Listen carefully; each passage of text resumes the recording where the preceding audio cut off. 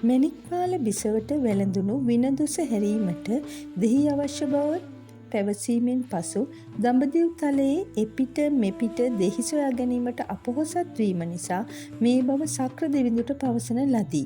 දේව මණ්ඩලයේ සාකච්ඡාවෙන් පසු විස්කම් දෙවිඳු කැඳවා දෙහි අවශ්‍ය බව පැවසීමෙන් පසු අතට මැණිකක් ගෙන පොළොව මත තැබූ බවත් ඉන්පසු එම මැණික පොළොව පලා ගොස් නාලවට වැටුණු බවත් එය නාරජු ගොදුරු කරගත් බවත් රැස් විහිදවමින් ඉන්පසු නාරජු කලුරිය කළ බවත් දෙහි උපත සාහිත්‍යයේ සඳහන් වේ. සොඳුරු ලෙසම නිකනාරජ ගිලපු එදා වැතිර සියගා තොරත් විද ඉයලෙදා සොඳුරු මෙවුණු ලොව මාතු උප දිනාලෙදා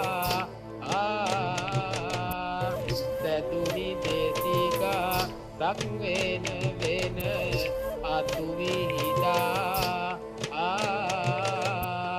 පසුව එම නාග කඳෙන් දෙහිගස උපන් බවත් දිනෙන් දින දෙහිගස වැඩුණු ආකාරයත් මෙසේ කියවේ.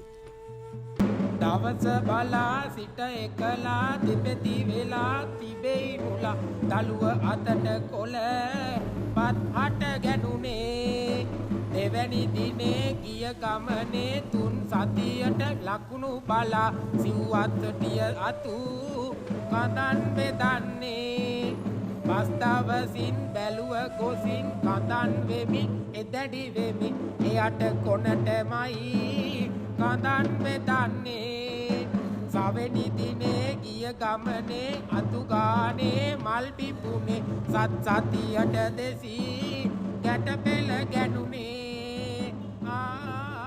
ඉන්පසුව සත්කුම්භ දේවතාවා නාලොවින් දෙහිගෙන ඇවිත් ඔඩ්ඩිසි ඍෂිවරුන්ට දී මැණික්පාල බිසව සුව කළ බවත් සඳහන් වේ.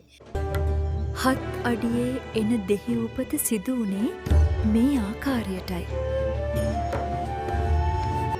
තවත් තැනක වසවතුගේ කෙළ බිදකින් දෙහි ගස හටගත් බව කියවේ.